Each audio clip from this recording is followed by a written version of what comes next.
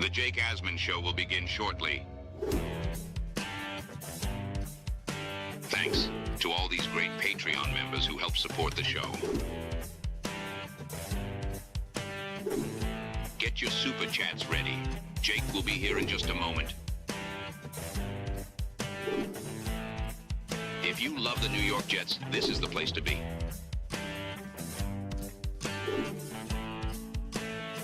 And now, the Jake Asman Show.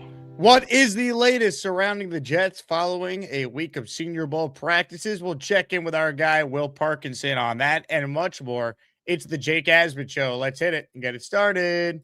I let the organization down, and I let the players down, and that burns me. It really does. This season's on me, and we're going to work our ass off to get this shit exactly where it needs to be. A new chapter for the Jets has started. Aaron Glenn and Darren Muji are tasked with shaping the future of this franchise. Will they be the ones to finally get it right? We will be here for every step of the journey on the Jake Asman Show, breaking down all the storylines, every game, and everything in between. Please subscribe and hit the like button below. Super chats, baby. Cut the line. The Jake Asman Show starts right now. Here we go, Jet fans. Welcome in, everybody. Hit the like button if you haven't. It continues to help grow the show. Subscribe, of course, if you haven't done so already. We are presented by FanDuel, and a reminder that you can always get this show and any live YouTube show in podcast form, wherever you get your podcast, Apple or Spotify. Just search Jake Asman Show, and it will come right up. Let's say hello to a guy that I hung out with for several days down in Mobile this past week. He is the host of the Turn on the Jets podcast. He's a good friend to the show. Will Parkinson from Badlands and TOJ joins us now. Will Pa, I hope you had a great 6 a.m. flight out of Mobile yesterday. You sicko. Welcome back to the show. Yeah, got back from the bars about after midnight. Slept for 3 hours. Hopped in the Uber. My Uber asked me for relationship advice, and with blasting the heat at 96 degrees, I almost died. But other than that, I made it home safely. Did you give relationship advice to your Uber driver? I did. He said that he pours his heart into every girl, and this girl is into partying, and I was like, that sucks, man. That was the advice? That sucks, man? My advice was like, hey man, you gotta do you. He's like, it was a lot, man. It was one of the weirder, and shout out to that guy. I mean, great dude. He was just having a moment. He kept yawning. I was nervous he was gonna fall asleep driving. And he was like, I was one of those experiences that only happened where the Senior Bowl is. The magic of the Senior Bowl. Let's start with the Senior Bowl, then we'll get into the latest with the Jets coaching staff, because of course it can't just be a normal week down in Mobile. The Jets need to fire an offensive coordinator and hire a defensive coordinator 18 hours after they met with the guy virtually, didn't even meet with him in person. So we'll get to that. But as far as the takeaways from being down there and talking with people and getting a chance to watch some of these prospects in person, Will, what were your personal biggest takeaways from Senior Bowl practices? I'd say, look, quarterback is obviously the number one issue for the Jets. It's the number one issue for any franchise, right? Head coach and quarterback. But just for a second, if people could take that out of the way, there's a lot of opportunity for the Jets in this draft. And, this happens obviously with every draft, but this draft specifically is pretty weak at tackle, right? It's obviously weaker at quarterback. I don't know if this is the best running back class, things like that, the best tight end class. There's good tight ends, but there's not many generational guys, obviously. The good news is the Jets don't really need those spots outside of quarterback in terms of major first-round capital. Jake, there's a million defensive tackles in this draft. Round 1, 2, 3, 4, all the way down to guys that are going to go on day 3 that are going to play in this league. There is a ton of safeties. There's a ton of linebackers. And I left Mobile thinking to myself, between free agency and the draft, there's no reason that they shouldn't significantly upgrade without even having to use premium picks. I've never felt more confident and strongly that it's receiver, edge, and quarterback, 2 of those 3 in the first round. And, again, if they trade up or whatever. But outside of that, day 2 and day 3, man, you look at it and you're like, they can really add some quality defensive tackle depth behind Harrison Phillips and Briggs. They can truly probably add 2 backers, a starting guy, and probably a third guy that can play alongside Sherwood. You can go draft your CJ Allen or whoever you might be. And I don't know, in round 4, does Jacob Rodriguez fall there? Is Owen Heineke there in round 4 or 5? These guys are going to play day 1 in the NFL. So there's that. And then the safety group, Jake, I don't know if you had this takeaway, but I was like, this is a really damn good safety. There's good corners. Don't get me wrong in this draft, but I left there and was like, man, the spots where the Jets need help outside of quarterback, both free agency and the draft, they're going to be able to add significantly if they want to. The guy I loved was Bud Clark, the safety out of TCU. I think he made himself a lot of money, Will, because I know going in, he was thought to be like a 5th or 6th round pick. He was everywhere. Probably bumped up at least a round from this week, at least. Yeah, he was impressive. There were some guys just hitting out there. There's no doubt. It's encouraging in that department. It feels like there weren't a ton of stars this year. Unfortunately, Bain and Bailey dropped out last second, so we didn't get that from the Jet perspective. But it feels like the depth in this draft class could be really solid, and that's why I'd love to see Darren Muji be creative and maybe move out of pick 33, move out of pick 44, get that 3rd round pick they don't have because of the Joe Douglas, Hassan Reddick deal, and see if they can really start building up this roster. Yeah, no, 1,000%. Even you look at guys that like, I thought a Grayson Halton was going to be a guy that probably was able to be the top around 4. It might be there. I don't know if that's happening now. I mean, Grayson tore it up, and again, I know he's an OU guy, so people are going to be like, roll their eyes, but that dude is an absolute ass kicker. You look at a Lee Hunter, like, was Lee Hunter a guy that picked 33? I don't know if he's lasting until there, Jake. Like, I got to be honest, man. He's pretty goddamn good. This week, and it goes obviously on and on, right? There's plenty of names, but like the Zion Youngs of the world, the Gabe Yakis is the world. Like TJ Parker was a guy who I think in mock draft simulators people are probably a little higher on than maybe the rest of the league. And I was like, oh, maybe is this a situation where, like, I don't know, play out your scenario, they do something else. They don't go edge at 2, or they trade Jermaine and Will McDonald and get draft capital, and they need to replace the whole room, and it's like they double dip at edge throughout rounds 1 and 2. Like, there's just so many different things they can do. But yeah, there's a lot of really impressive guys that I thought. And, I thought Nussmeier looked good. And I thought he got better as the week went on. He's a guy who's starting to look healthier. Now, the only issue with Nuss is like two of the 3 biggest issues I have with him only got emphasized this week. Jake, he's not that big, and he's got tiny hands and under 9-inch hands, which is the barometer. He'll do some stretching. He'll get that thing over 9 inches, like an absolute unit. Size does matter with quarterback hands, apparently. It does, and especially when you're playing in New York, if you're a dome quarterback and things like that, the ball, obviously, there's no weather that can affect the sleekness of a ball. I thought I would have liked to see Nuss. And I know you come back from the core injury, Jake. I'm very curious what he looks like in Indy. I'd love to see him bump up to 215, 220. I think he weighed in at 203 or 204. He can't play at 204. A slight frame and being 6'1". 6'1's fine. But look at Caleb's a stocky 225. Rodgers was always a pretty thick 225, 230. Even some of these shorter quarterbacks, Baker's a smaller guy, obviously, in terms of height, but he's a Drew Brees too. Like, no, they weren't slight of frame. Nuss isn't too skinny, but he definitely needs to add some muscle there, and things like that. And again, he's coming back from the injury, so I'm not, giving him too much hard of a time, but I'd like to see that improve. That would really go a long way. I still think I would have loved to see Ty down there. I know, he had committed to it, and I think he's still not, I think, fully back. So we'll see him throw in Indy, but look, the quarterbacks weren't, unfortunately, again, the Ty Simpsons of the world, Mendoza was never going to go, but I did think Nuss was good enough that pick 33 and 44 are probably on the table now. Maybe he's like Jake, 4 months ago, he was a guy that most people thought was going 1 overall. And it's the classic case of, do you blame Brian Kelly? Do you blame the injuries? Do you blame everything? Is it on Nussmeier himself?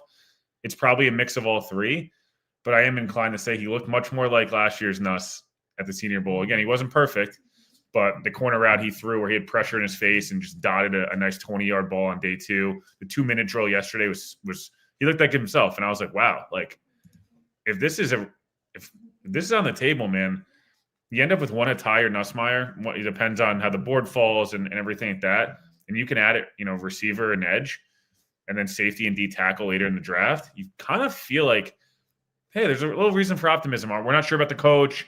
Most people are probably out on him. I get it. We're not sure about the staff, but at least there's young talent there, and that might be an opportunity to at least make it a little more exciting going into the season. Diego Pavia, where are the Jets taking him, Will?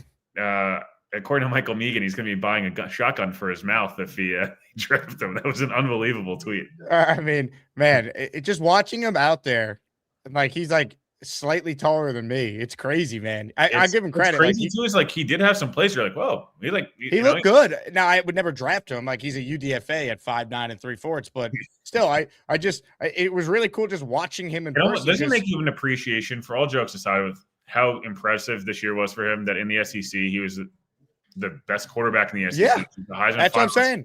I give him props. His height. It's insane. Now let me tell this story though. So at the media day where they have all the prospects, he's walking around and Dom C and Dylan Terraman go up to him. And Dom goes, "Hey, Diego, do you have a second to talk?" And Pavia stops, looks at Dom's credential, sees that it says like Jet X and goes, "Nope, got to be somewhere," and just walked away.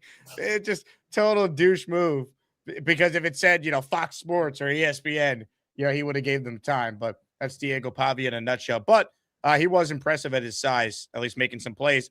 What did you think of Cole Payton, who was there, the quarterback from North Dakota State? Sawyer Robertson, the quarterback from Baylor. Any thoughts on what you saw from those guys? Yeah, I thought Payton was good on day one. He was okay on day two. Again, it's weird with the left. Like, I'm a lefty, but it's sometimes weird with a lefty. It's just always a unique. He's a guy who I'm sure will go. He'll be a guy that's probably a backup in the league. But again, if the Jets opt to go with a veteran route, I'd like to see them take a quarterback no matter what in this class. And I just, whether it's a developmental guy as a backup long term, because I've talked about this before. You don't want to light draft picks on fire, obviously. But at the same time, you'd argue they did light draft picks on fire last year on day 3 in terms of Barron and Arian Smith and things of that nature. And paying a backup quarterback is expensive, man. And if you have a rookie next year, wouldn't you love to be able to have a backup in-house? If that's the case, again, the ideal world is you draft Ty or Nussmeier and they turn out to be Dart or Shuck or one of these guys, and you're not force-fed in, you're in a generational draft and you're not forced to draft a quarterback. That'd be fantastic. But it would be ideal, even if you just, I don't know, you will go with Kirk Cousins, which is what everyone says. And in round 5, you end up with a quarterback. Just having a homegrown backup on $1 million a year for 4 years, Jake, and be able to continue to build the roster as opposed to having to pay Tyrod $8 million, Marcus Mariota $12. Daniel Jones this year was a backup to start camp at $15 million a year.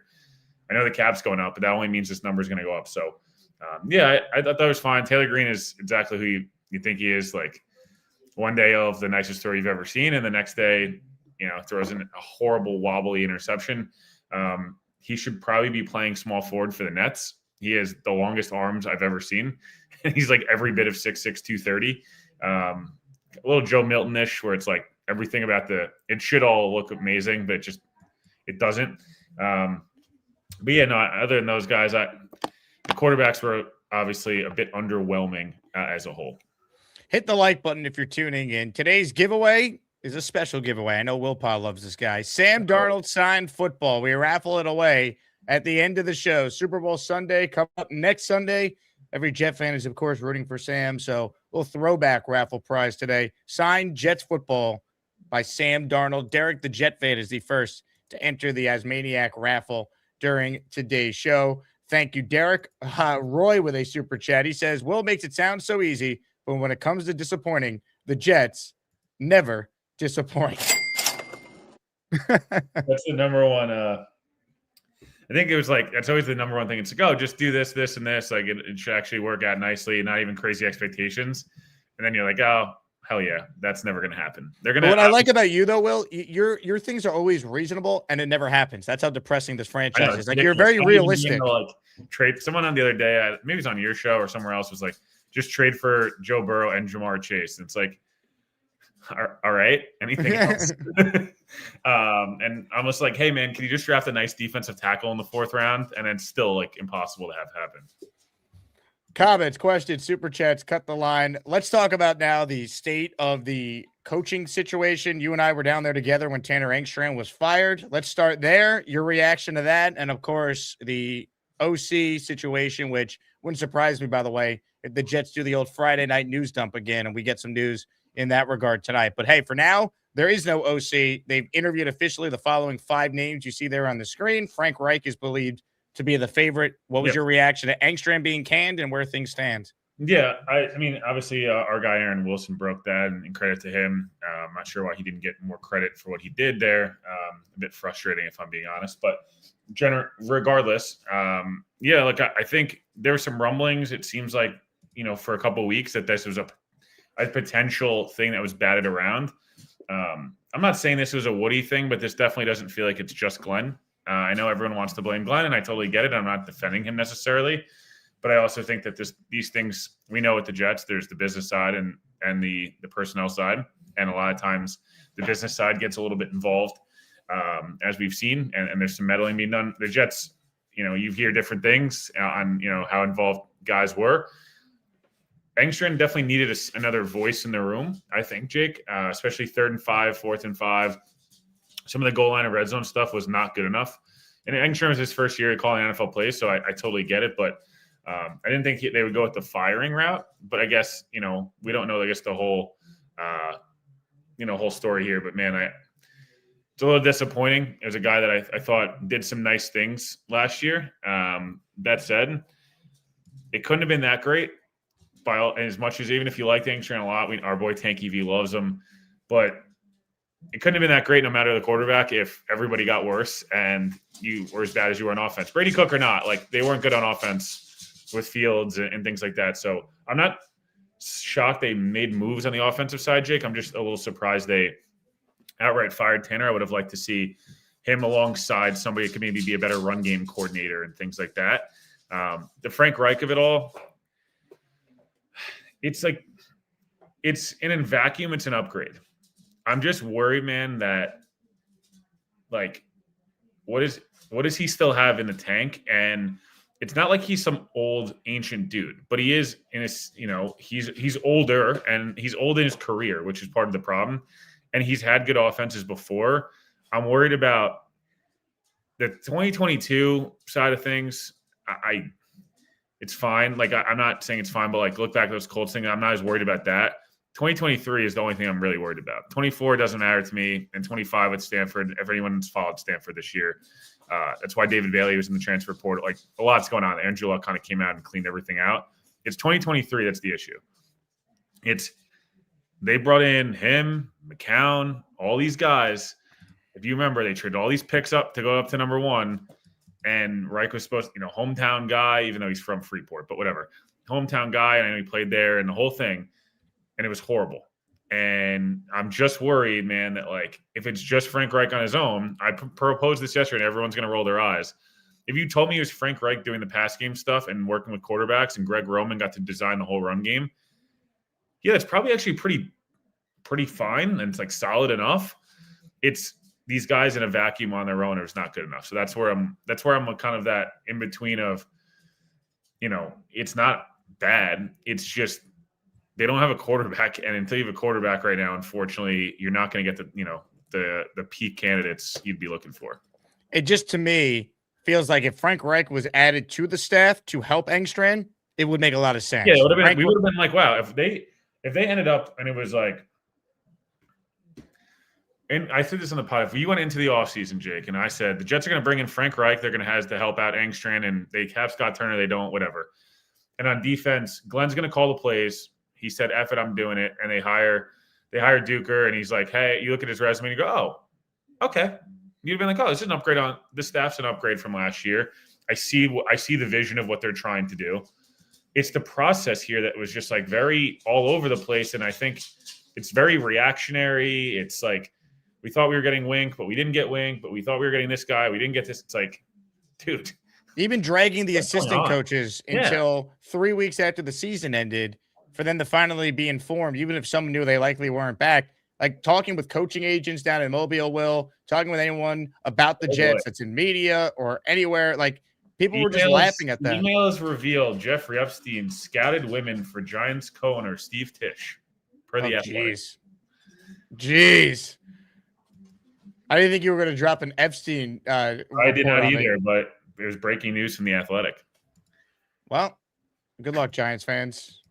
Give us Harbaugh. See if the reporting's the same on the Giants that it is on the Jets. Yep. Well, unfortunately, a lot of Jet fans will be saying, "Damn, I wish that was Woody," because that'd be the easiest path to.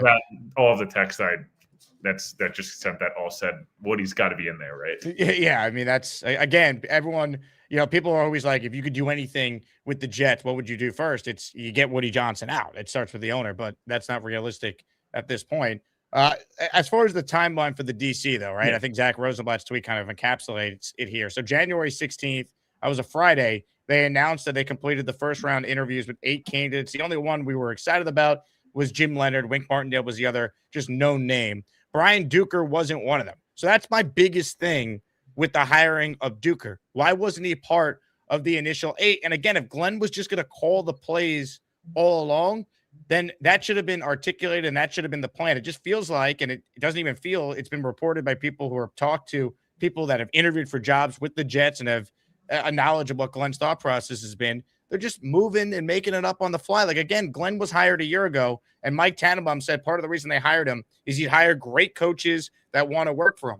Well, he fired 9 of 21 assistants after year 1, including both coordinators. And the only guy that you could point to that did that after year 1 was Hugh Jackson. So it just feels like this coach is just making it up as he goes, and that doesn't give anyone any confidence that there's some sort of magical plan that's coming together. It's all reactionary. Yeah, I think this is like kind of what a lot of the issue was last year, Jake, and this is what I guess the last 12 months, which has been frustrating. If you in a vacuum, and again, I understand what people think of Aaron Glenn now, but just if you back up 12 months ago, if the Jets start out the process, most of us thought Liam Cohen, Ben Johnson, probably unrealistic. So once you moved off those guys in Vrabel, the Jets were probably the next in line of decent jobs. Aaron Glenn was like a guy that most of us, I think pretty much anybody who was a Jets fan was like, I'm interested. I'd be really interested in Aaron Glenn. That'd be a good hire, right? That was kind of the consensus. It's that they took this roundabout way to get to Aaron Glenn. And like, if they end up with Darren Muji last year, and it was like, it felt like he was a part of the process again, you would have been like, oh, okay, interesting. Like this guy's had a really fast rise through the Denver front office, which has had a really good last couple of years. He's been around the game and he played quarterback in college and the whole thing. And it's like, oh, okay, like the result wasn't bad. It was the process to get there was very confusing on the roundabout way. Same thing with the offensive and defensive coordinator searches. Like, again, a Frank Reich, Greg Roman room. I know it's going to sound boring because people are so obsessed with what happened with Herbert this year, even though they won 11 games and like the offensive line's the worst unit in the league. Whatever. Lamar won an MVP with Greg Roman, so whatever. But point being, like, if they end up with a run game coordinator, Greg Roman, and Frank Reich is your pass game coordinator and QB coach, like we're like probably oh, interesting. Again, same with Duker, where it's like, oh, guy that has made a pretty quick rise through the ranks, younger coach, was good with with the Lions and was part of Glenn's staff. They're gonna have some cohesion there, and was with Miami and Anthony Weaver's units overachieved the last 2 years. Look at some of the guys that are in that secondary this year. Everyone was like, they finished 18th. Like, dude, go look at that depth chart. Finishing 18th compared to even what the Jets' depth chart was is a pretty damn impressive unit. So it's not necessarily the names. It's just how they're getting to this process is very all over the place. It's like one day we're doing this. It just feels like to me, Jake, and this is just kind of trying to read tea leaves here. This feels like Woody Johnson stepped in and said, I'm paying you a lot of money. Why don't you call the defense? And it's not even being cheap. It feels like that was like a Woody situation, or in general, a kind of came to conclusion of like, is it better to pay Wink Martindale $5-6 million to come in and call the defense when him and Glenn are probably at this point on the same level of a DC? Like I don't think one guy is outstandingly way better than the other one. And it's like, why am I going to pay you $6 million if our head coach is getting 12 and different things like that? Again, that's kind of what it reads as, is like there was a plan and it got blown up, and then they're just quickly reacting like, oh, cool, we're hiring Duker. That's it. Boom. It just feels, yeah, it's crazy. And like the big thing is too, like he's hired, he's the CEO coach, and now like, okay, he's going to be the head coach and the play caller. We saw what that did to Ulbrich. Like, okay, Glenn, if you're going to call the plays, fine. Not everyone can do both though. You hope he can. And I guess the bottom line is as well, like, think about it. A year ago, he was the CEO coach. He's going to coach the whole team. Now he's reportedly calling offensive coordinator candidates saying he's looking for the, quote, head coach of the offense. Like, again, everything we were sold on who Aaron Glenn was as a candidate, it's the total opposite. I know that's what's a little I think that's like, but that's why to me it feels like Glenn, this wasn't just an entirely Glenn decision, right? Like Glenn's been pretty steadfast about like he doesn't need to call plays. He's not like he hasn't made some big stink about it publicly, or there's no been like leaks that he's like dying to call plays, and like it just feels like this is like one of those things where it's like no, you're calling plays, and he's like okay, it's like I don't know, it just. That's what's a little odd about it. Again, I'm not mad with Glenn calling the plays. Do I think he's the world's best defensive coordinator? No. Do I think that yards per game is the way you want to judge a defensive coordinator in 2026? I also think that's not how things work. To Glenn's credit, part of the reason he got this job was the job he did in 2024 during the regular season with a defense that was top 5 or top 6 in pretty much every advanced metric. He was up for assistant coach of the year. Like they were with all the injuries. Like he did a good job calling defense. I just think it's tough when he's pretty much told you he wants to be a CEO type. And then 12 months in, it's like, actually, you need to call the plays and be the defensive coordinator and also be the head coach. And he's the final say on GM in the front office. He's just being asked to, and I'm not trying to be like, feel bad for the guy. I'm just saying like, Jake, in some ways, it's very much like, wow, his responsibility level is up 1,000%, which in one way, it almost eliminates the idea of like, oh, there's a way that, they can be bad next year, but AG keeps his job. This is like, if he figures it out, extreme amount of respect to the guy. If he can figure it out with the amount of responsibility he has. And if the defense is terrible, there's no one else to blame. It's on Glenn. There's no Wilkes. There's no fall guy. He's the fall guy. So in some ways, you'll get your decision and you'll get your answer on if he can coach or not this year. John Gruden, what do you make of that report and the fact that he denied it, but people are insisting no, Aaron Glenn did call him? Yeah, Drew from Jersey, shout out to him. He had a tweet that I think is probably the most accurate that I've seen of like the reason, like, the rationale. It was like the Jets probably had a conversation with him and said like, would you be interested in coaching again? Just kind of gauging interest on like, talking some shop. Craig Carton had talked about this today for what it's worth, take that with a grain of salt. But it was basically like they had a conversation of just like, are you interested in coaching again? Would you be interested in an offensive coordinator job? Are you looking to be a head coach? How do you feel about just like getting back into it? And Gruden pretty much, it seems like from the reporting, said, I'm not interested. I don't know if this is a Jets specific thing. I think this is more of like Gruden probably like, I don't know, he's suing the NFL still. There's a lot of stuff going on with that. He's in a big, he can leave Barstool for a head coaching role or whatever it is. I don't know the specifics of that contract.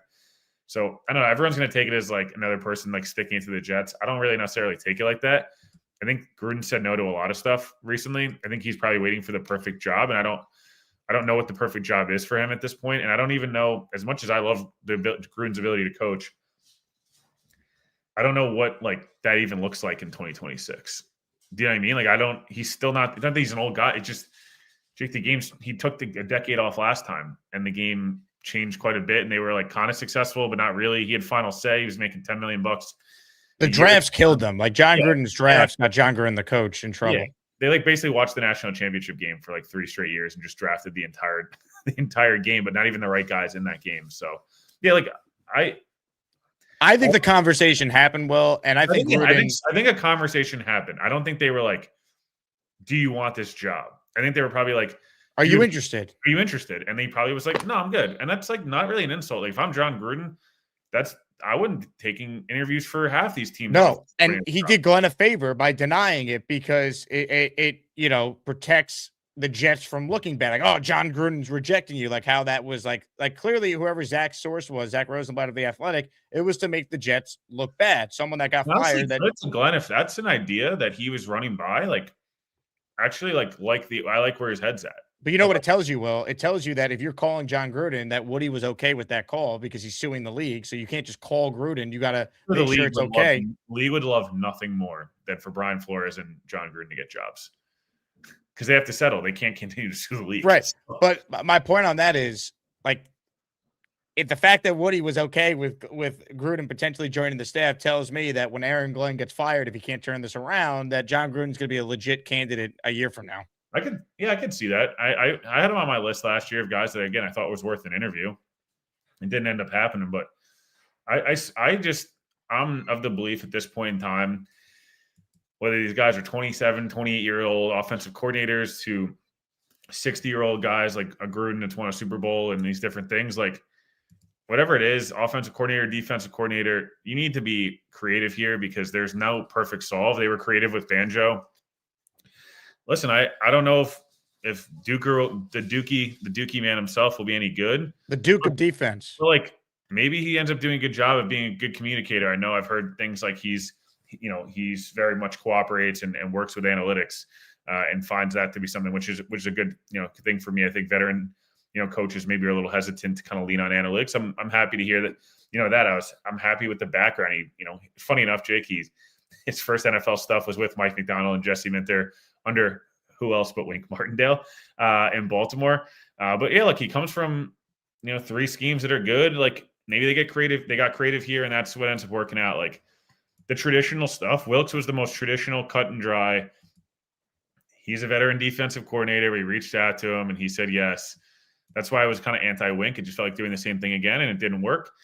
Maybe this is something different. Again, it's like hard to – we're not going to know anything until the season starts, obviously, and no one's going to have any faith, and I don't blame them. But, man, they got to just get as much talent in here as you can because whether it's for Glenn this year or somebody else in the future, you need to have a talent roster no matter what. KOC in 2027, Doug C. It was pretty weird. I was with Kwesi at breakfast yesterday, 2 days ago, and breakfast line with him. And then I was standing on the field with him, and he was fired 2 days later. Sam Darnold going to the Super Bowl will do that to you. What's the third GM he's gotten fired? One for good reason, 2 for bad reasons. It's unbelievable. I mean, again, Kevin O'Connell, if that blows up there and he wants out, again, Darren Muji and him, former college roommates together. You think Muji survives does it have to look like a specific way? Is it the same thing with Shane where it's like you have to hit on quarterback type of thing?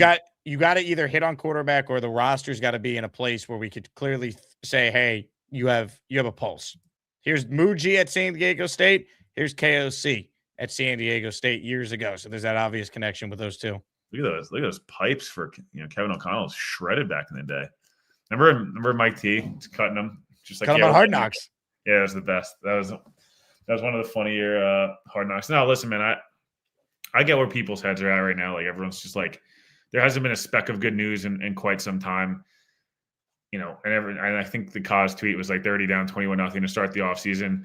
Which is fitting because they're used to that. It is, but I do wonder, like, is there not a world in which they spend a bunch of money and they draft some guys, and at least we're like sitting here going, hey, they might at least be like, there's at least an excitement around the roster to watch this team. Right now, there's like there's not without a quarterback. Like Kirk Cousins is not going to do that. Like taking a chance on Ty Simpson at 16. I don't think that will even do it. I just think the fan base is so down on this coach and this regime. I think everyone's like, again, they have all these picks and we're not that excited. There'll be, obviously some boost when they add some players. That's just natural. But it's like the day one of free agency, like it needs to be like, it doesn't need to be this because again, this doesn't always work. But like in some ways it does need to be like, well, the Jets on day one of free agency signed Cam Curl and Jaquan Brisker. And it's like, oh, wow. Now our secondary is actually like looks pretty decent on paper.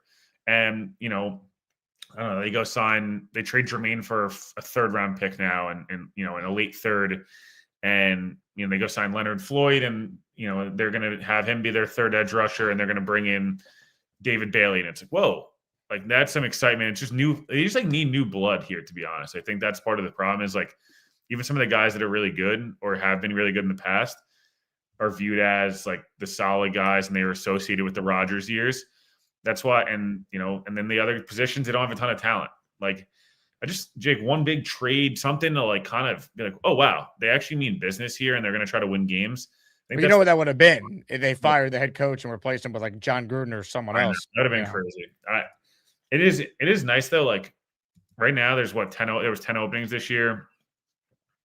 Next year, there's probably only 4 or 5 openings theoretically. And if the Jets are one of them if they can add talent with all the draft picks and the cap space, like theoretically the most appealing option, which is not usually the case. Like maybe Tampa Bay will be another option. You never know with McVay and Shanahan and those guys. They they get emotional and randomly like, I don't know. Do you go try to trade for Kyle Shanahan next year? Like who knows? I'm just saying like But that's next year, and that's the problem, right? Because absolutely no one has any confidence besides the bootlickers in Aaron Glenn at this point. It's like a very small my few. confidence level is like your moment's just hoping on talent being better, him growing, because in his career he's usually better year 2, but like what level is he getting better? I think that's the problem. Is like, Right.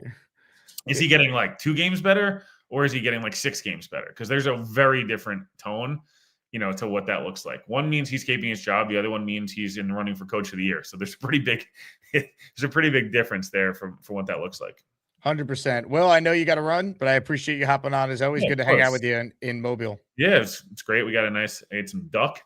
And you did go with the duck. I realized we never got a picture together, but I know. Jake, for the listeners, Jake crushed like at least 9 steaks this week. They're just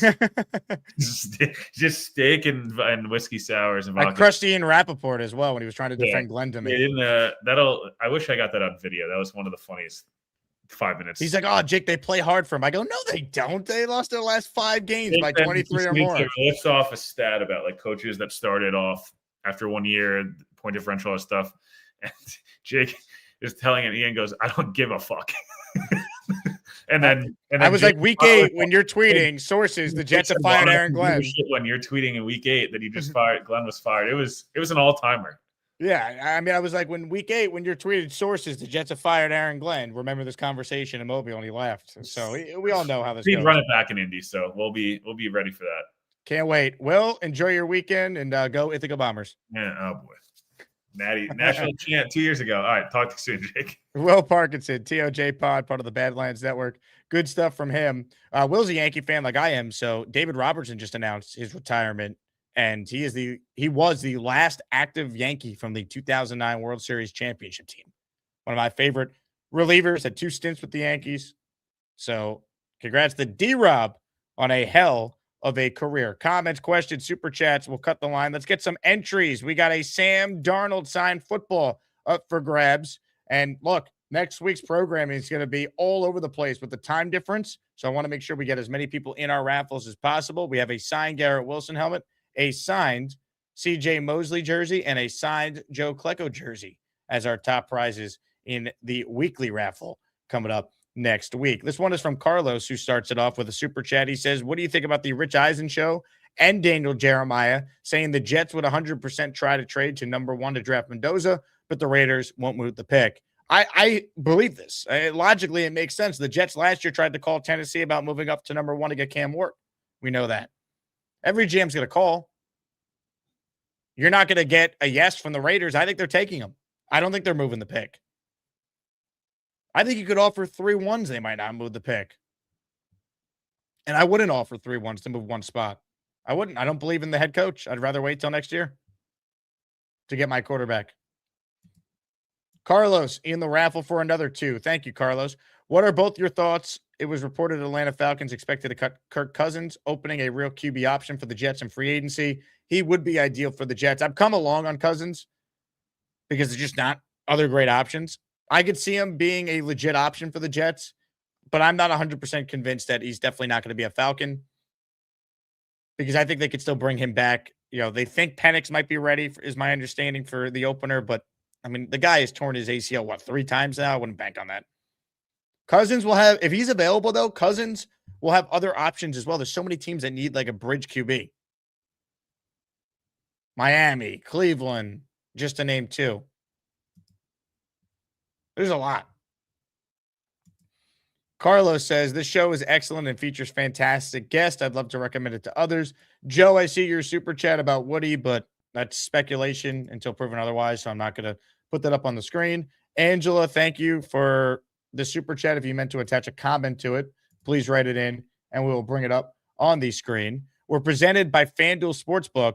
Here's your latest look at the odds for the Super Bowl. Right now, Seattle remains a 4.5-point favorite over New England in the game.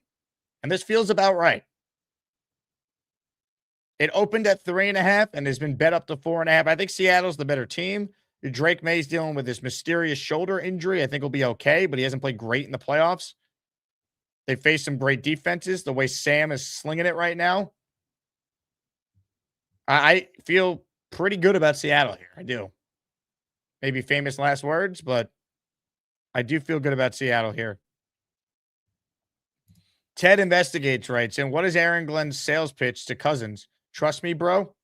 Oh, it might be trust me, bro, or don't let go of the rope, whatever catchphrase he needs. Just don't let go of the rope. Now, here's what we know about Aaron Glenn. We know what an Aaron Glenn quarterback looks like. What do you look for in a quarterback? Like, what's an Aaron Glenn quarterback? A winner.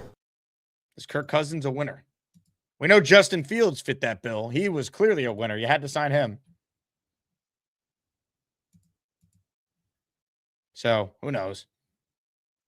Hit the like button. We'll take your calls as well. Load them up on the Gustbuster Umbrella hotline. A lot of you have strong opinions on the Jets, and now is the time for you to let them rip here on a Football Friday. We'll be right back right after this. He thinks that Charles and Bobby need to get a job. I don't understand why I don't have an intro. Gator, where is my intro? I need a... One of the most beloved Asmaniacs had one of the most difficult months of his life when he had to deal with the passing of his father. The community certainly felt his pain, but they rallied around Lane to support him and his family and help raise a large amount of money to help cover some of the costs for the family. I got some news to tell you. My dad died. Oh my God. Think of it this way. Did he go to your graduation? Did he do everything for you? Yeah. That's the first step to immortality. Just think of it this way. He did something for you, now I'll do something back. Yeah. At least grow a future and do what you need to do. Stay on the right path and you'll get somewhere. What's under your nose? Oh, maybe I forgot to shave that part. I look like Hitler, right? Oh, It's the beginning of the little French tickler. dude, what is wrong with you? That's Call what back after you shave. I look like I get creamed in the face. It's a family show. Damn it, Bob. The Chilling with Cho segment recently appears to be taking off, with Asmaniacs anxious to get on screen in the full chill position.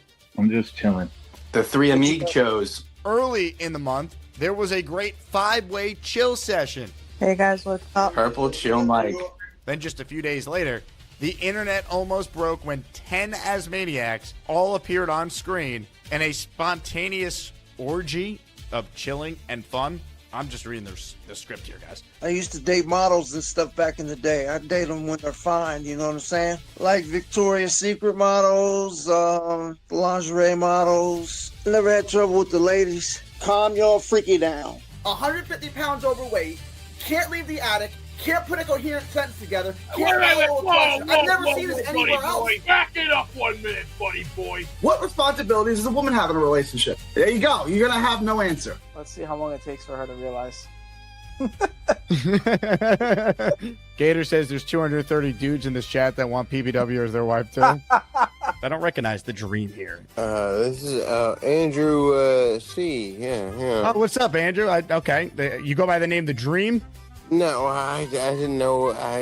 Somebody told me to type something in. Here I am. I'm very nervous. My first call. Yeah. Don't be nervous. Now, The Dream, have you had any alcoholic beverages this morning? Absolutely. I can tell. Yeah. We learned lots about The Dream in his 4 calls into the show, including the copious amounts of drinks he can consume over a weekend. I drink heavily on the weekends, but during the week, my job, I can't drink during the week. Who's this guy? Yeah, Dream too. How do you have a pair of glasses just like me? Multiverse.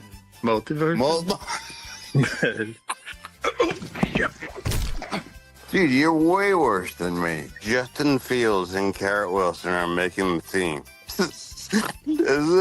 If it came down to a Super Bowl win for the Jets and a sacrifice of little Joey, every person on this channel would want that guinea pig gone. I'm sorry. Take it back. I can't do it. For a Super Bowl win, the guinea pig has to go. Over my dead body. But you have to understand the ultimate goal. I understand it, but I understand he's your pet. Can you just think about it? Sleep on it.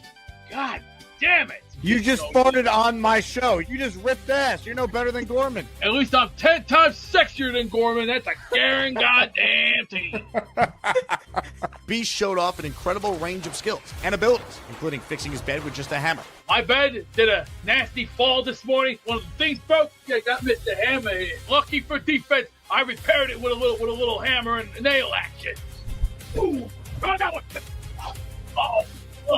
ball, something wrong. Did not expect that. Went down the wrong tailpipe. You got a lot to learn about the business, kid. It's like when you're making love to a woman. Take it slow. Don't just jump up the first base right away. Take it slow. Is this you speaking to Congress, by the way? This is Wizard Spray. Good stuff. A wizard straight from Hogwarts. You want Hogwarts? Yeah, down here. It's a company. Wizard and magical fart blasting. This is why I want to form a dangerous alliance, because playtime's over. I gotta go take me a nice big hairy dump. 5 times I went back-to-back 5 different times. I've singled 4 titles in my illustrious career. 3 Triple Crowns, 2 Grand Slams, a Hall of Famer. The Beast has left his mark and has made it clear he will protect his belt at all costs. I am not a... Ah, what a blast from the past. Keep it rolling now. Who's ready for some of your outstanding calls? We started off with the man himself. I got gas right now. Oh. Look now this looks pimp, doesn't it? What is it? Go New York Knicks, and we're definitely wearing this today. New York Jets. We can't see. It's very dark in your attic. You got to put the lights on. Well, you know where I'm going to be heading? I'll be heading out to a countryside in about 15 minutes. I'll be waiting for the Uber to show up, and you know what time it is? Party, because I gotta. So, you're gonna party? This is what we're gonna do. I know exactly where to start, and I know exactly where to start. Defense has to be fixed up first. There's a lot of holes, a lot of gaps. Gotta have to tighten up a couple areas up. And I think I know who to get the best guy to do defense, because when it comes to nailing down wires, I gotta put Kyle Clifton in that department when it comes to defense, because he's a former Jet himself. So you know what? I'll give him a shot. What the hell do I got to lose? 0. And I'm going to be adding a couple more Stallions to this roster in the time frame. The time frame will be coming soon. Not right now. Soon. Coming very soon to a local theater near you. And tonight, guess who we're playing? We're playing the Blazers. And Blazers, your bitch asses are going to be going to get...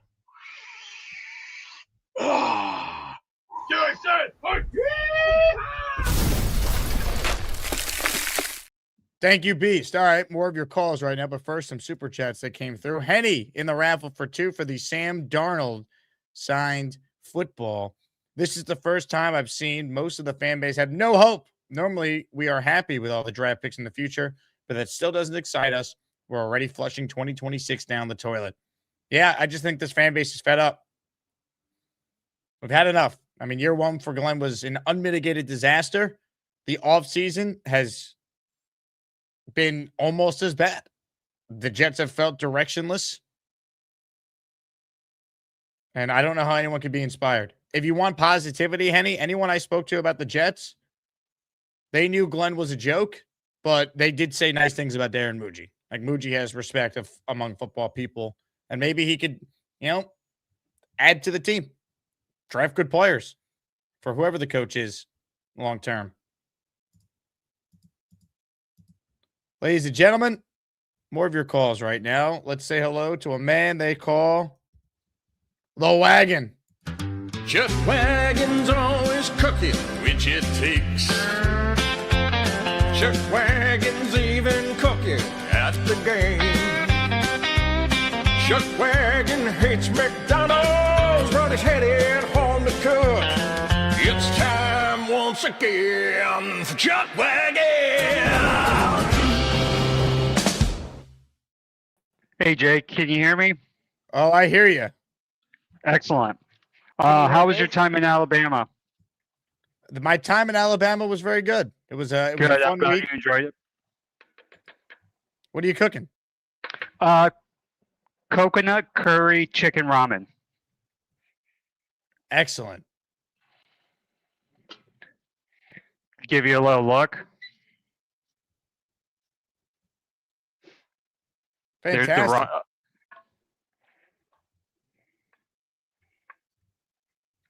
I know you can't smell it, but boy, does this smell amazing.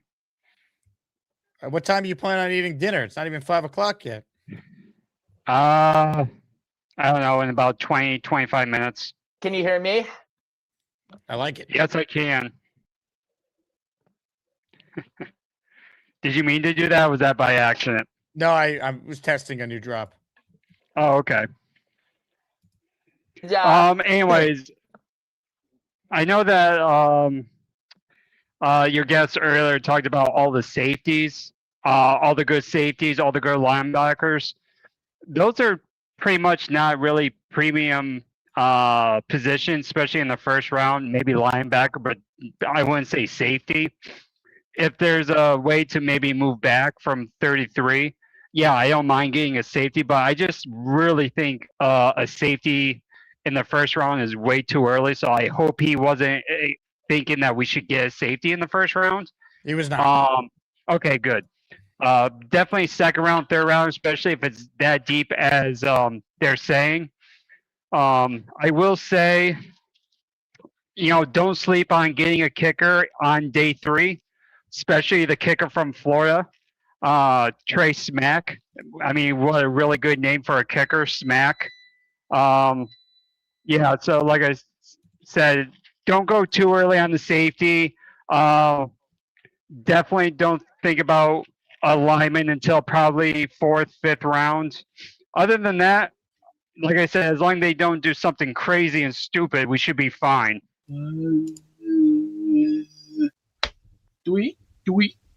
Stringing the cheese. I brought my food expert on, Chuck Wagon, to evaluate your meal. Let me see that. Let's take a look. Bring it over. Bring it over. Bring it over. Okay, there we go. I see carrots in there. What are you going to put in there? Carrots? Carrots, I don't. I'm going to put in spinach pretty soon, but spinach is not until later. And I just put in the ramen, but ramen only takes like 2 minutes to cook. Doesn't cook that long. We know that ramen's very easy to do. It takes like 2-3 minutes. Yeah, 2 minutes. I don't want to overcook it, especially since it's in a soup. You don't want to over. Let that ramen rest, and then go back to your where we at here. Go take your time on them carrots, and make sure when you cook them, check it, and don't burn your tongue, because you'll be doing one of these. The tongue. Yo, don't do that. And remember, folks. Remember this one thing. Just don't let go of the rope. I'm Popeye the Sailor Man. I'm strong to the finish when I meet Mrs. Fish. I'm Popeye the Sailor Man. Don't let go of the rope. What rope are you talking about? This whole team looks like it's shot to shit. Who the hell you think you are? I am. Sounds like you have a great meal, Chuck. I hope you enjoy it. I will. I'm actually really excited. I kind of like I like curry, and I like coconut flavored soup. So yeah, I've been waiting to try this for a while now. Enjoy it, Chuck Wagon. Enjoy all of it. Thank you. Jets, Jets. All right, open phone lines for anyone who wants in on the conversation.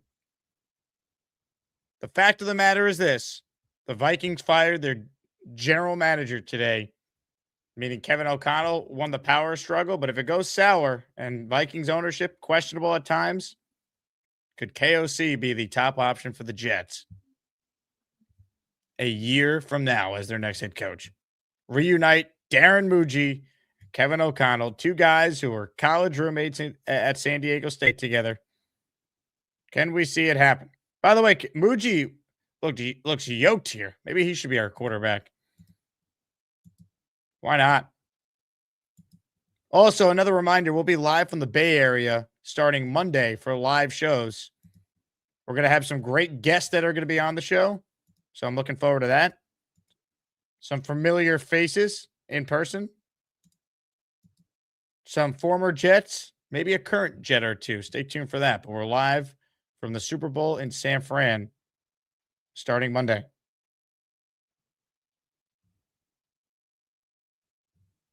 Open phone lines. Here we go. If you want in, now is the time. We will end the show early because right now there's only one man that sits on hold, and this is a man that is revered in this community. Ladies and gentlemen, he always has his eyes on the prize. I got my Iron UG. I hope you like my Jets take. You know they call me David T. It's not easy for me to see, but if you bring me full stream, you might like what I had to say. I'll need to get real damn close, cause my vision is dog shit. Hey, Jake, can you hear me? Oh, can I hear Can you? you hear me? Yeah. Oh, boy, I'll tell you what. I only wish I had... Can you hear me? Can you hear me, Max? I can hear you, Max. I only wish I had... Good job. I only wish I had some of...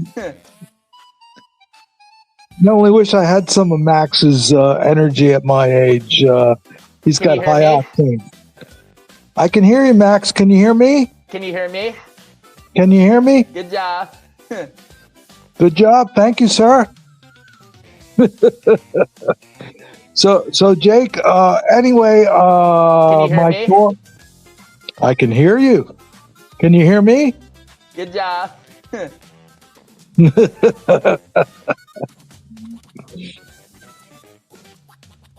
Can you hear me, Max? Can you hear me? I can hear you. Good job. Good job. Good job. So, Jake, I got Darren Muggio on my mind. I don't want to be the bringer of bad news, but one of your someone in the chat said if he has a lights out draft, Aaron Glenn might get to 5 wins. Can you hear me? And I can hear you, Max. You're a crazy college, a good crazy college kid. Good job. Have fun, but get good grades. But anyway, Can you hear me? I can hear you. I can hear you big time. Keep up the good work, Max. The Asmaniacs love you. Good job. So anyway, Jake, Muji, Can you hear me? I can hear you. I can hear you. You're a good guy, Max. Seems like you come from a good family, and you're gonna do great things in life. Good job. Yeah, do a good job.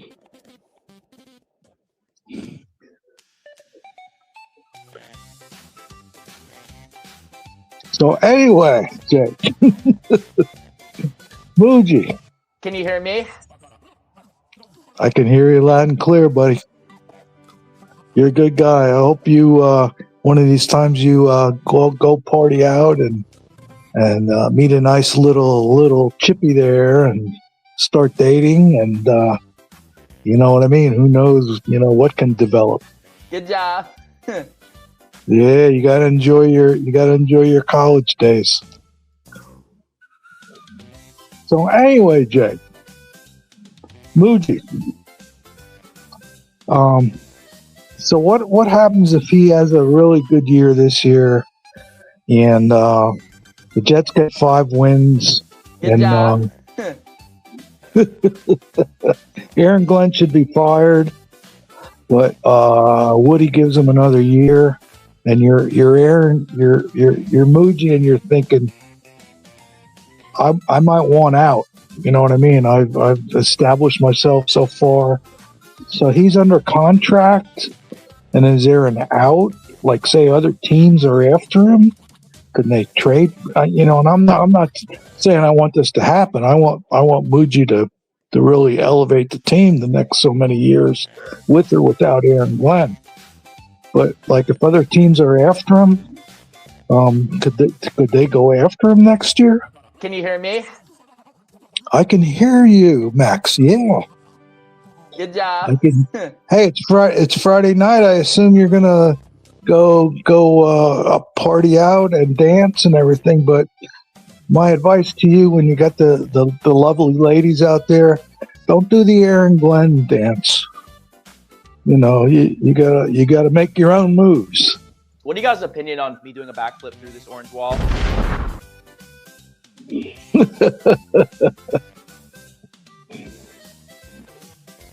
My opinion is, I think Max is terrific.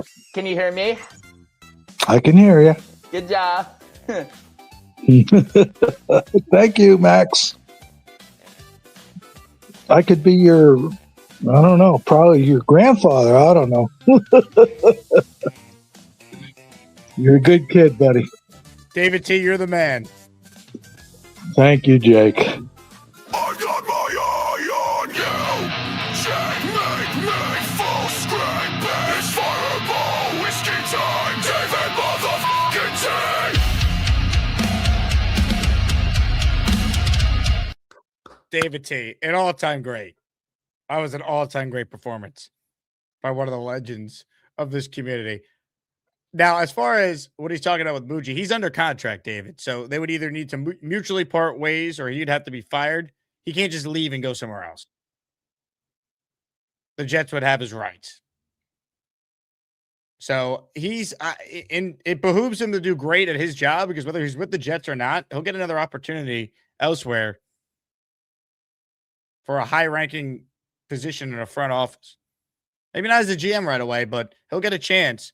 And I don't think he's going anywhere just yet. I do think as of now, him and Glenn are still connected, but there is a path where Woody retains Muji and fires Glenn. We could see that, especially if Muji's like, I could get us KOC, or I know for a fact I can get this top coach to come take the job. It all depends on that. Joe Shane, everyone said he was a goner, and he survived. So keep that in mind. More of your calls right now. What a legendary one that we just got from the great David T. Let's see if this guy could provide another great call.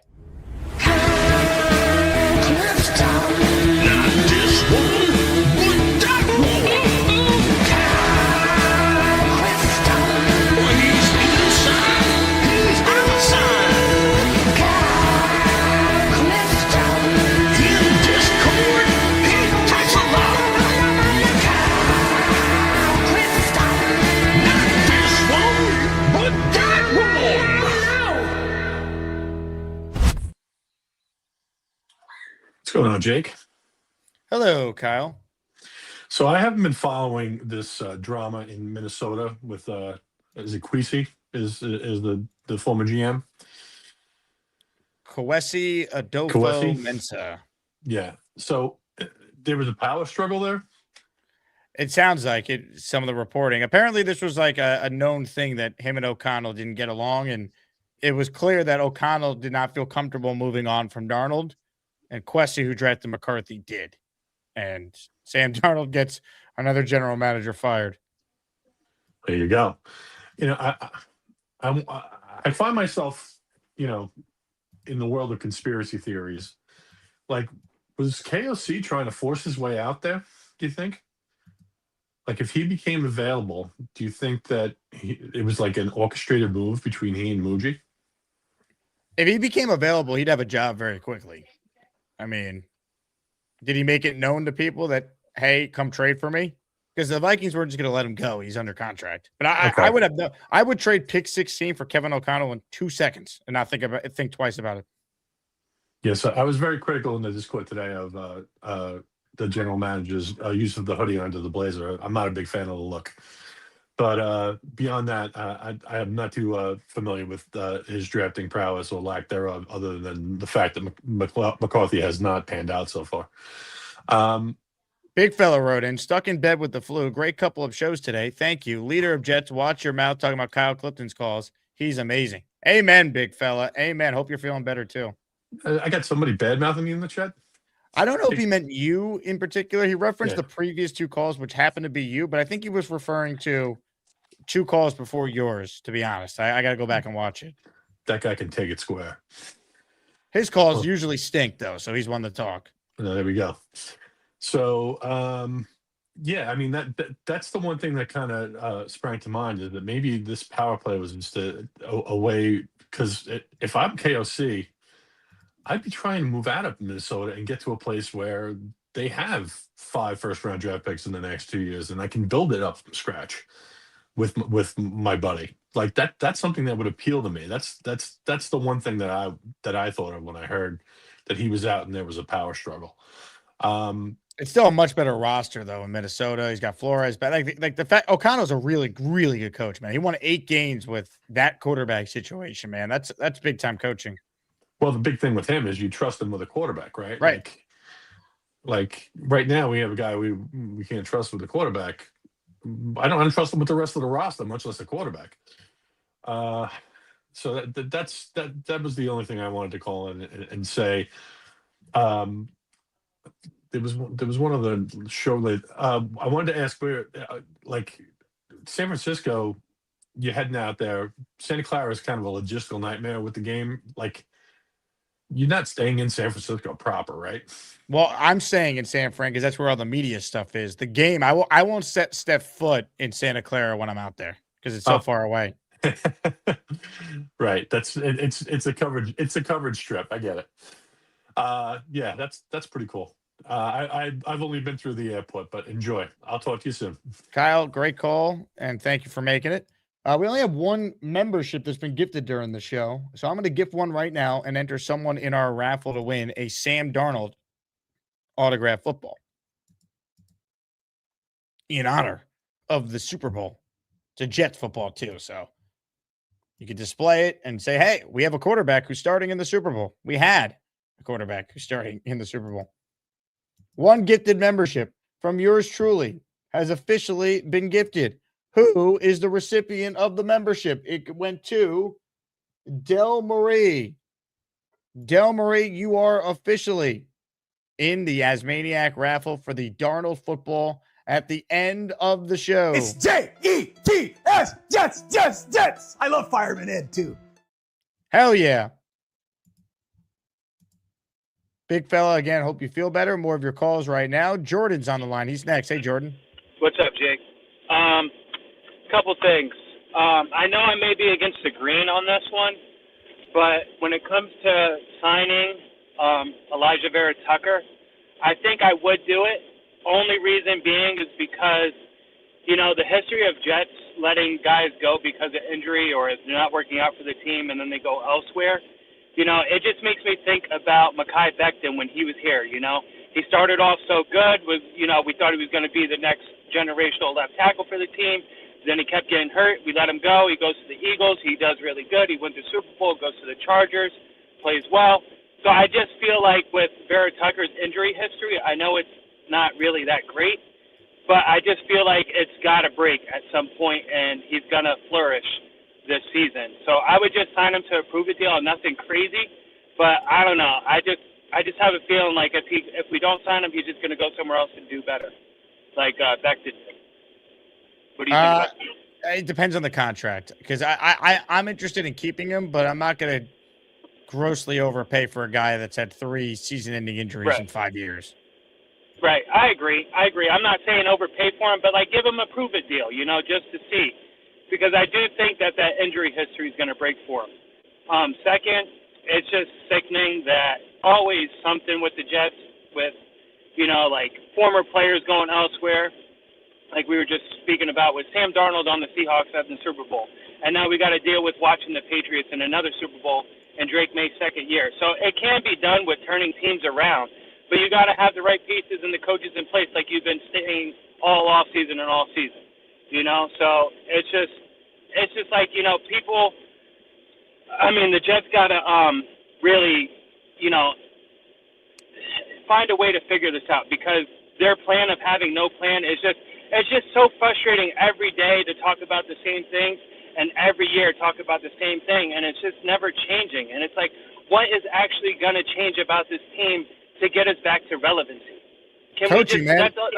Coach and quarterback, Jordan. That's where it starts. For what it's worth, too, Mekhi Becton sucked with the Chargers this year. He was excellent playing on the best O-line in the league 2 years ago in Philly with a Hall of Fame O-line coach.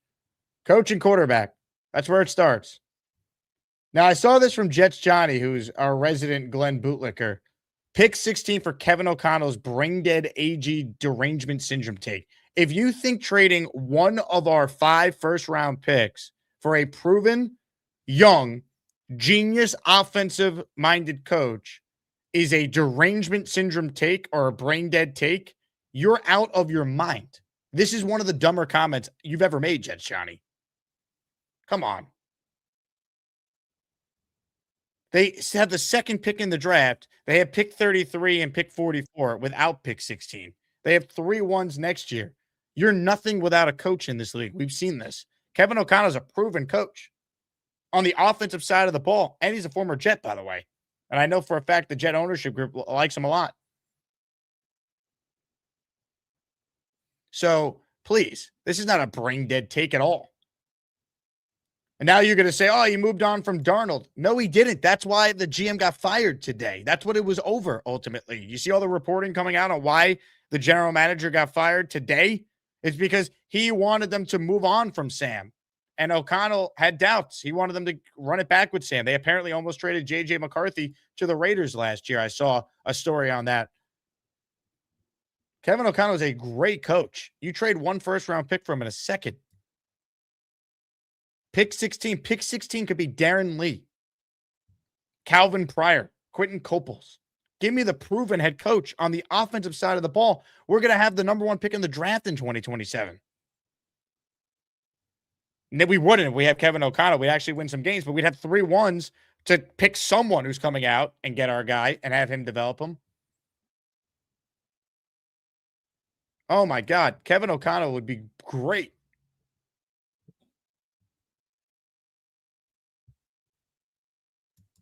Kyle says, I'm not a fan of trading for coaches either, but I wouldn't call it a derangement take, and I might even come around if it meant AG was out. I hate him. I mean, he's a terrible coach. I understand, Kyle. Veteran Jet fan. KOC won 9 games with 3 Brady Cooks. I agree. Again, he's not the perfect coach. Nobody is, but he's really good, man. Brian Kelly in the house. I'm assuming this is not the one who coaches at LSU or did coach at LSU. Thank you, Brian. Jake, thanks for all you do. Come watch a game with the Virginia Jet fans in Norfolk this upcoming season if you can. Brian, I appreciate it, man. I know there's a ton of Jet fans down there, a bunch of listeners to the show from that region. So thanks for the support. Got you in the raffle for 2. Our pal Ralphie Rocks in the house. Jake, how did Alabama defensive tackle Tim Keenan look in scrimmages? He has a high motor and a good third or day 3 pick option. I can't sit here and tell you I saw a ton of him just because I only saw about half of the practices. But he was a guy that I know coming in, Dom C was very high on, had a second, maybe middle of the 3rd round grade on. He's a 2-gapping interior guy. He's good, man. I mean, he's 313 pounds, and he looked it when he was out there, that's for sure. But I don't want to speak out of school and tell you he was great or he did this just because I'd be straight up lying to you because I don't know. I wasn't watching him every rep because I just wasn't there because, of course, the Jets fired an OC and then hired a DC right in the middle of practice time. So I left early for one and showed up late to another in between streams. Let's get to more of your calls. Ladies and gentlemen, on the Gustbuster Umbrella Hotline right now is... Purple Belt Mike, he loves the Dark Knight. He's got a green pool and he jumps right in. Maybe someday he'll get a brown belt, but for now he's just that Purple Belt Mike. Purple Belt Mike, it might be purple, but he can still kick your dirty ass. Let's go Islanders. Fuck that Ranger trash. Where's your LGI. broom at?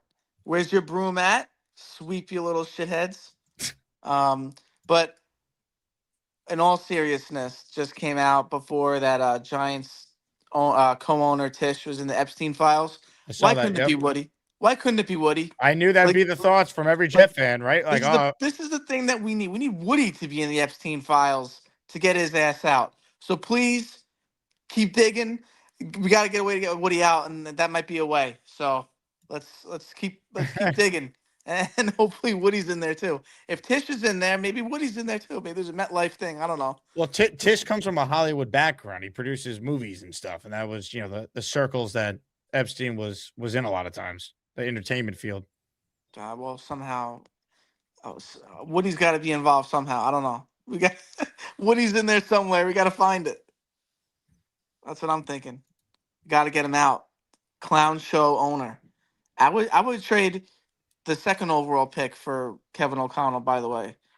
based on how AG has been and our coach. I mean, come on, guys. What are you talking about? You still would You're getting you can get a lottery ticket at 2. We drafted Zach Wilson at 2, and you're gonna tell me a coach that's excellent? Heartbeat. So get your bootlickers off, all right, and get into reality. If we can get him, I would do Jay it. Quest, who's a resident bootlicker, says, "Turn the lights on, dude." I'm laying down. I was actually sleeping, so no. Who wanna lick my boots?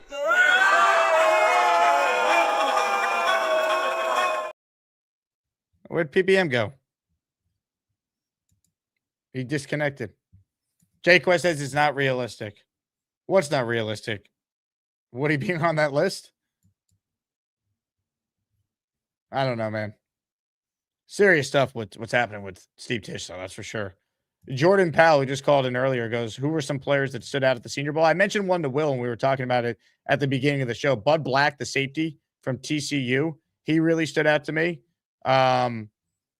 I thought that Nussmeier played really well on day 2 and day 3 of Senior Bowl practices. Zane Durant, the defensive tackle from Penn State, I thought was impressive. The Texas Tech defensive tackle as well, Lee Hunter, I thought looked really good. Really a lot of D linemen. There was some good linebacker play. Jacob Rodriguez, that guy's a playmaker, man. He forces fumbles in college. He had a forced fumble on day 1 of practices. He's a stud, man. He's bigger than I think the perception of him was. And the guy makes plays. I would draft him. Jets need linebacker help. I'd take him. He's not the biggest linebacker, but the guy's a football player. I think he can go in the 2nd round. I think pick 44, Jacob Rodriguez. I'd love it. Smart, instinctual player. Kyle Lewis from Pittsburgh as well. I think he really helped his case too. He was everywhere. He's just making plays. Wide receiver wise, I thought that Malachi Fields from Notre Dame made some plays and stood out. Ted Hurst, who's at Georgia State, looked like he was at Oklahoma or Ohio State or any of the big programs. He was making plays. I don't know how no one's, was able to get him to leave Georgia State to go to a big program in today's NIL world, but he was out there. He's going to be a guy that probably will go in the 2nd or 3rd round if I had to guess. Trying to think of anyone else at the top of my head. Friend of the show, Malik Washington. Or excuse me, Mike Washington from Arkansas. Maybe not a ton of star power at this year's Senior Bowl because a lot of it's quarterback driven. Then Bain and Bailey and Surratt and Messidor, the Miami guys dropped out, but it was good. It was fun.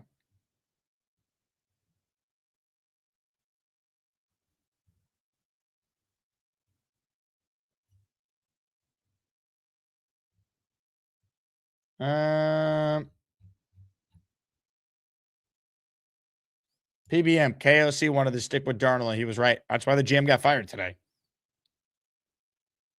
All right, last chance to get in on the show. We got no one on hold right now. We're an hour and 18 minutes in. If you want the show to keep going, either ask a question or call in. But first, here's an update from Zach Rosenblatt on the latest with the Jets OC search, courtesy of Evan and Tiki on WFAN. What is their plan? Because right now, as a Jet fan, I think that's our biggest concern. It feels like they don't know what the hell they're doing. So what's your sense for what their plan is right now in terms of rebuilding this offensive coaching staff? Yeah, I mean, it's these last couple of weeks, and I know I think you guys had Connor on the other day talking about all this. It's been pretty messy. It seems like the plan has changed over the last week or two, and I would say I still get the sense that Frank Reich will ultimately be their offensive coordinator. It hasn't happened yet, and so until it does, you can't assume anything. But I do think he was a guy that they had at the top of their list. He's a guy Aaron Glenn played with way back in the day, and he feels like he can give him the keys to the offense, make him the head coach of the offense, so Aaron Glenn can call plays on defense and focus on that side of the ball. And that's the sense I get. Frank Reich comes in. He probably brings in some of his own people, I imagine, in terms of position coaches, and then you roll with a coach who is 65, and from everything I have heard was considering retirement. So take with that what you will. I mean, Frank Reich feels like the favorite, and it's just disappointing, man. That's the best that Aaron Glenn could do in year 2, because year 1 was so bad. Again, here's Frank Reich's last 4 years. 2022 fired midseason after a 3-5-1 start. The offense was averaging 14.7 points per game. That was with the Colts. 2023 fired midseason after a 1-10 start, with Bryce Young having one of the worst rookie quarterback seasons ever. They averaged 15.7 points per game. 2024 was out of football. 2025 went back to Stanford and went 4-8. This is what we're doing. Kyle Clifton says, how is Woody not hearing this from ESPN New York, the fan, tabloids, fans on the street? He's alienating everybody. I mean, I'm sure he knows. I'm sure he's hearing it. He has to. But he's trying to give Glenn a chance to clean this up. But I think it's going to be a huge mistake. Hopefully it leads to better things a year from now. But that's another year of awful football we got to sit through. Ugh.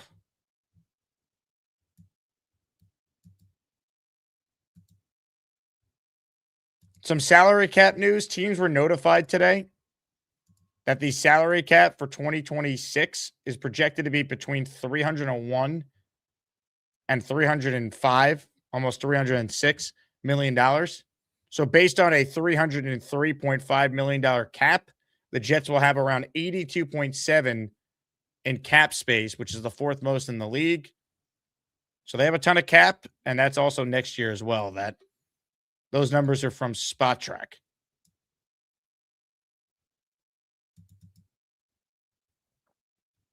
So,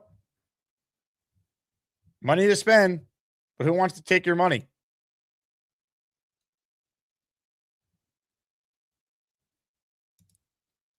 Big fella, I see your question about the draft party. We're moving forward with that. Details to come. I've been so focused on the Senior Bowl and going to San Fran next week. And then I had to book my flight today for the NFL Combine at the end of this month or end of next month. So I'm excited. I love Jets Johnny trying to say Kevin's offense 29th in DVOA. Are you judging it based on this year with J.J. McCarthy, Max Brosmer, and Carson Wentz?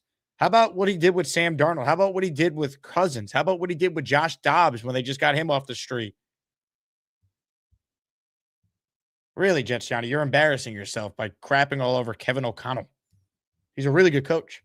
He went 8-9 this year. You're defending Aaron Glenn, and you have the audacity to rip Kevin O'Connell. Well, he's a bootlicker, Glenn Butt Sniffer, putting perfume on a pig and telling Jake, check this out. He's a bootlicker, Aaron Glenn Truther, holding that rope and trying to sell us on this shit show. The guy's 43-25 as a head coach. What are we doing? Jets Johnny says, but you're judging AG based off of Brady Cook. I'm judging Aaron Glenn based off the fact that not only Brady Cook, how about the 0-7 start? How about this rudderless ship that he's running? How about his in-game decision-making? How about his staffing hires? How about his backtracks on everything he has said? I'm not judging him just off of Brady Cook. I wanted him gone when they started 0-7. I had a feeling he wasn't the guy, and it never got better. Again, Jets Johnny is the number one Glenn bootlicker, and he's living up to it. Don't let go of that rope, Jets Johnny. Just don't let go of the rope. Don't let go.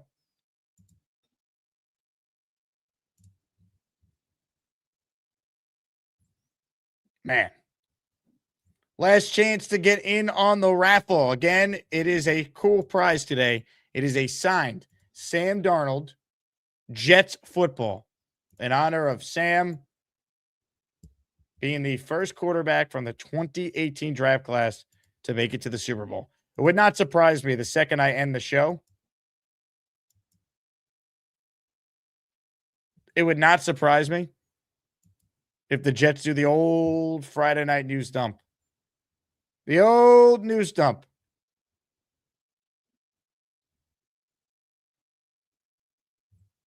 Frank Reich has been hired. I'll lift the curtain. I already have the thumbnail made. It's ready to go. I'm just waiting to use it because we know it's coming. At least that's how it feels.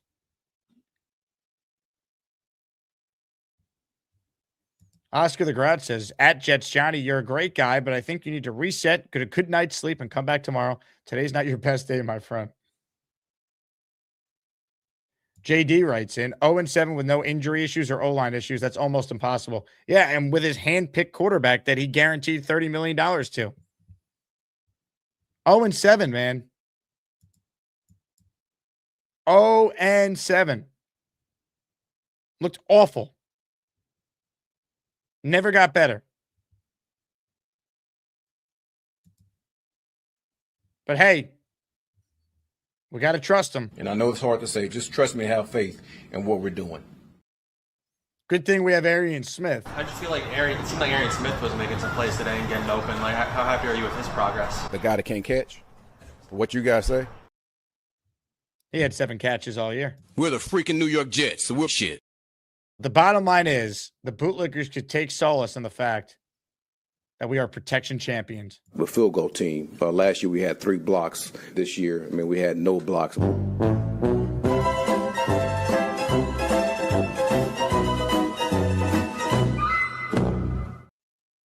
Pain. JD says the OC announcement's not coming. Smells like someone not on the list. I don't know about that. It's believed that Reich's still the favorite. They would have to announce they interviewed someone before they hired them. They are Rooney Rule compliant, so they can make a hire at any time.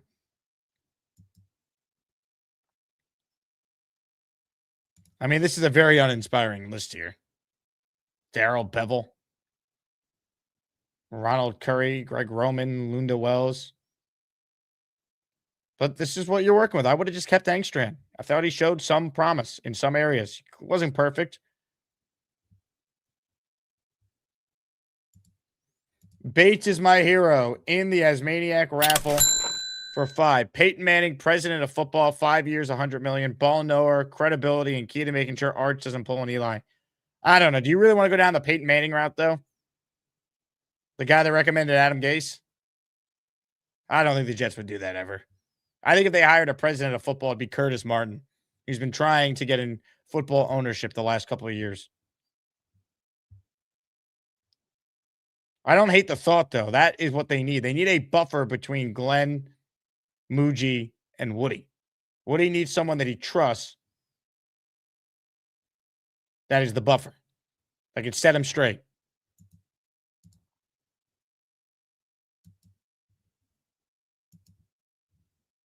Darth Crypto. Hey, now. He's gifted a membership. Thank you, Mr. Crypto. Joe says the longer it goes without Reich being announced, the less likely to be him. That's true, but I don't think that there's anything. Look,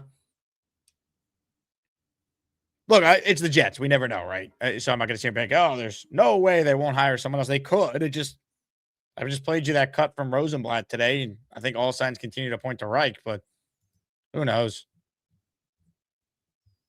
If they're going to do it, can they just do it now, though? All right. I got plans. I don't want to be live all night talking about Frank Reich. Darth Crypto, I shouted you out. Thank you. Last chance to get in on the phones or enter the Asmaniac raffle. Gator says something's off. Jets covered Rooney Rule days ago. Not announcing Reich doesn't sit well. Yeah, look.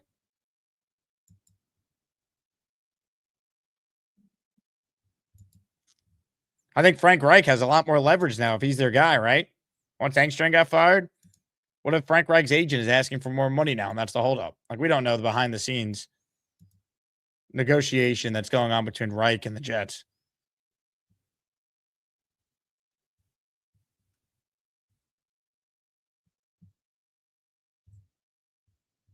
So, keep that in mind. Boomtown in the house, and he's in the raffle for 1.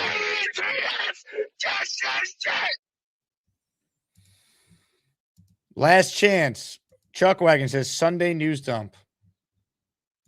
Well, it wouldn't really be a news dump if it's on a Sunday, because then all the shows would talk about it the next day. The reason why it's called a Friday news dump is because all the regular shows are off on the weekends.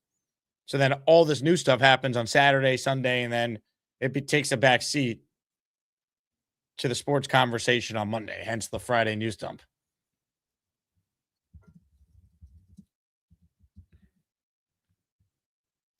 Darnell says, I'm sure they fired Engstrand knowing who the next OC would be. You would think, but how come they haven't announced it yet, right?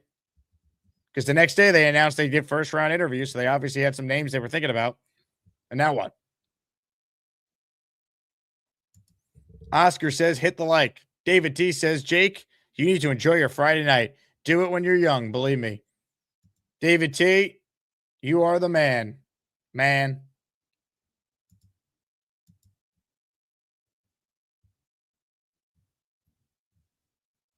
So we'll see. Time will tell.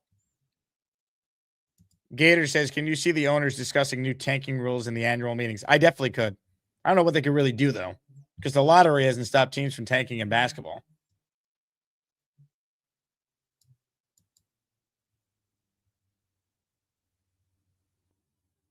Man.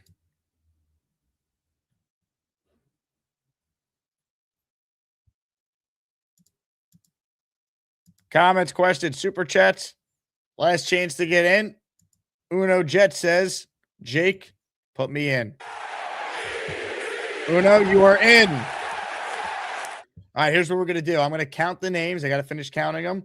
And then I'm going to come back and we will spin the wheel of champions. But I won't leave you empty-handed. All right? I'm going to play you a clip that's guaranteed to bring joy to your face. Ladies and gentlemen, sit back and watch greatness personified.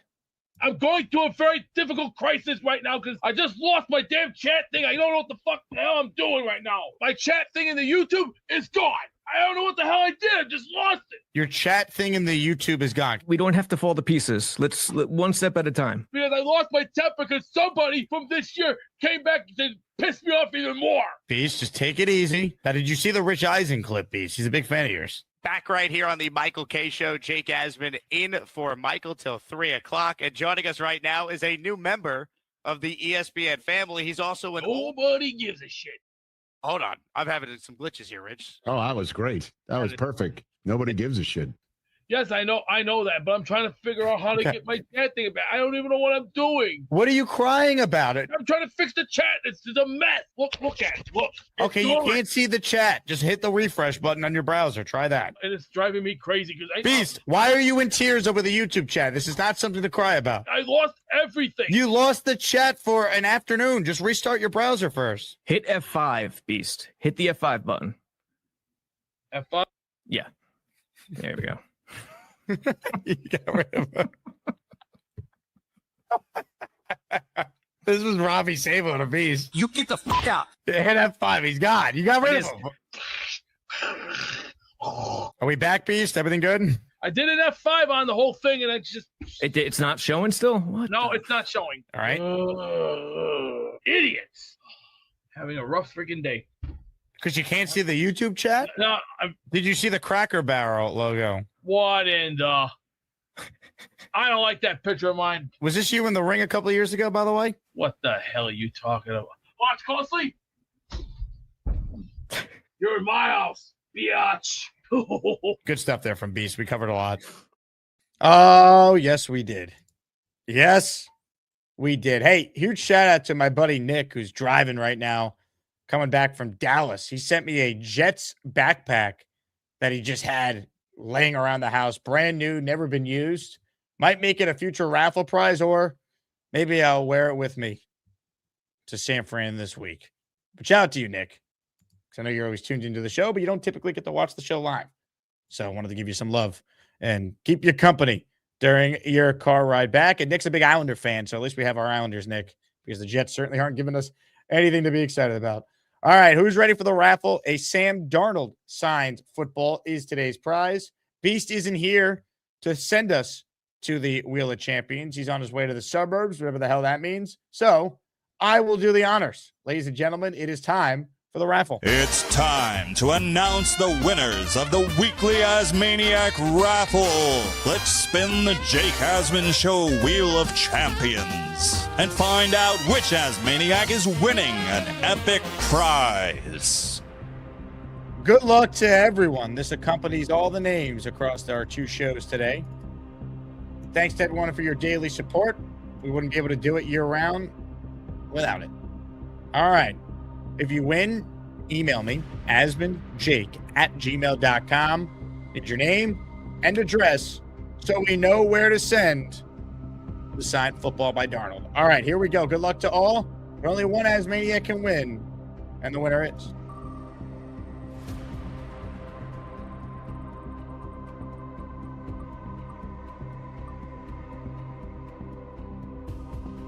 Armani AD.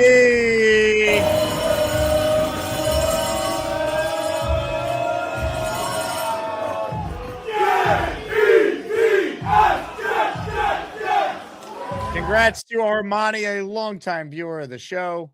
Appreciate your support, Armani. Congrats. And we'll get that autographed Darnold ball to you this upcoming week. Again, thanks to everyone who watched this week. For anyone who tuned into our coverage from Mobile, it was a lot of fun to be hanging out with Dom and Dylan every day, get their thoughts in real time, watching practice like they're scouts, looking at everything. Really cool experience. Hope you guys enjoyed some of the content. Apologies again for the Wi-Fi issues in the convention center. And we were promised all these guests, and the Senior Bowl media relations-wise was a disaster. But the football was fun, and all the Jets were the Jets when we were down there with the coordinator news. So should the Frank Reich hire or whoever they hire break tonight, we'll probably have an emergency stream. So be on the lookout for that. Again, we're live from San Fran next week. So can't wait. I will talk to you guys soon. JETS, Jets, Jets, Jets. It's Jets, Jets, Jets, Jets. I love Fireman Ed too. Look, we got Tomlinson. He ain't getting out of here. Get comfortable, pal, because as soon as Woody wakes up, he's going to make you a rich man. Oh, hi. Jake wants me to ask you to click on the like button. That's right, Lane, and if they don't subscribe to the Jake Asman Show, this team may never win another game. Let's go, Jets!